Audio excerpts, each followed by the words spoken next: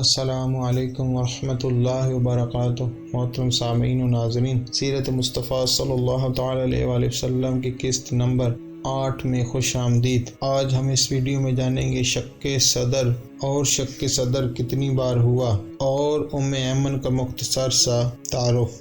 شق صدر۔ ایک دن آپ صلی اللہ تعالی علیہ وآلہ وسلم چراگاہ میں تھے کہ ایک دم حضرت حلیمہ رضی اللہ تعالیٰ عنہ کے فرزند زمرہ دوڑتے اور ہانپتے کامتے ہوئے اپنے گھر پر آئے اور اپنی اماں حضرت بی بی حلیمہ رضی اللہ تعالیٰ عنہ سے کہا کہ اماں جان، بڑا غضب ہو گیا ہے۔ محمد صلی اللہ تعالی علیہ وآلہ وسلم کو 3 آدمیوں نے جو بہت ہی سفید لباس پہنے ہوئے تھے چت لٹا کر ان کا شکم پھاڑ ڈالا اور میں اسی حال میں ان کو چھوڑ کر بھاگ آیا ہوں۔ یہ سن کر حضرت حلیمہ رضی اللہ تعالیٰ عنہ اور ان کے شوہر دونوں بدحواس ہو کر گھبرائے ہوئے دوڑے کے جنگل میں پہنچے تو یہ دیکھا کہ آپ صلی اللہ تعالی علیہ وآلہ وسلم بیٹھے ہوئے مگر خوف و ہراس سے چہرہ زرد اور اداس ہے۔ حضرت حلیمہ رضی اللہ تعالیٰ عنہ کے شوہر نے اپنی شفقانہ لہجے میں پیار سے چمکا اور پوچھا کہ بیٹا کیا بات ہے؟ آپ صلی اللہ تعالی علیہ وآلہ وسلم نے فرمایا کہ 3 شخص جن کے کپڑے بہت ہی سفید اور صاف ستھرا تھے میرے پاس آئے اور مجھ کو چت لٹا کر میرا شکم چاک کر کے اس میں سے کوئی چیز نکال کر باہر پھینک دی اور پھر کوئی چیز میرے شکم میں ڈال کر شگاف کوسی دیا، لیکن مجھے ذرا برابر کوئی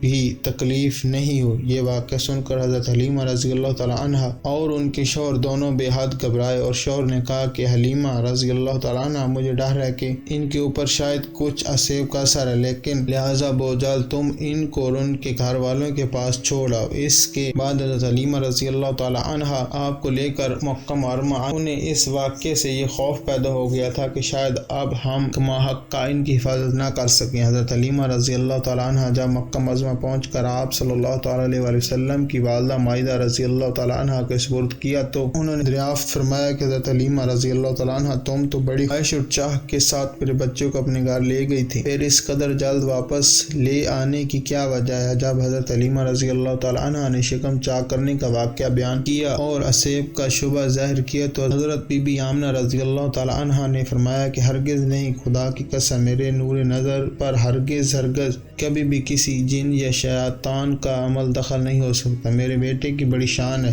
پھر ایام حمل اور وقت ولادت کے حیرت انگیز واقعات سنا کر حضرت حلیمہ رضی اللہ تعالیٰ عنہ کو مطمئن کر دیا اور حضرت حلیمہ رضی اللہ تعالیٰ عنہ آپ صلی اللہ تعالیٰ علیہ وآلہ وسلم کو آپ کی والدہ ماجدہ کے سپرد کر کے اپنے گاؤں میں واپس چلی گئیں اور آپ صلی اللہ تعالیٰ علیہ وآلہ وسلم اپنی والدہ ماجدہ کی آغوش تربیت میں پرورش پانے لگے۔ شق صدر کتنی بار ہوا؟ حضرت مولانا شاہ عبدالعزیز صاحب محدث دہلوی رحمۃ اللہ تعالی علیہ نے سورہ علم نشرح کی تفسیر میں فرمایا کہ 4 مرتبہ آپ صلی اللہ تعالی علیہ وآلہ وسلم کا مقدس سینہ چاک کیا گیا اور اس میں نور حکمت کا خزینہ بھرا گیا۔ پہلی مرتبہ آپ صلی اللہ تعالی علیہ وآلہ وسلم حضرت حلیمہ رضی اللہ تعالی عنہ کے گھر تھے جس کا ذکر ہو چکا۔ اس کی حکمت یہ تھی کہ حضور صلی اللہ تعالی علیہ وآلہ وسلم ان وسوسوں اور خیالات سے محفوظ رہیں جن میں بچے مبتلا ہو کر کھیل کود اور شرارتوں کی طرف مائل ہو جاتے ہیں۔ دوسری بار 10 برس کی عمر میں ہوا تاکہ جوانی کی پرآشوب شہوتوں کے خطرات سے آپ بے خوف ہو جائیں۔ تیسری بار غار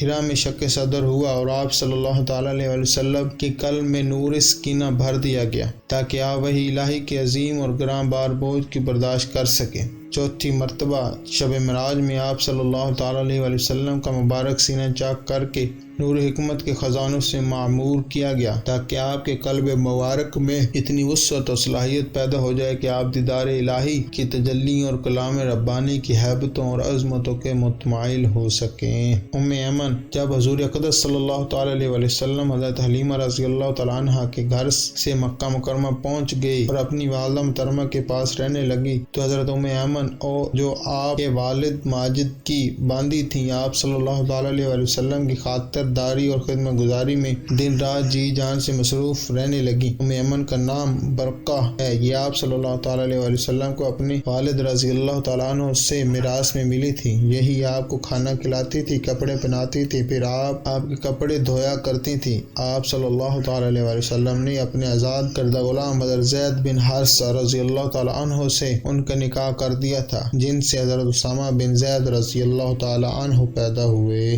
جزاکم اللہ خیر و احسن الجزاء۔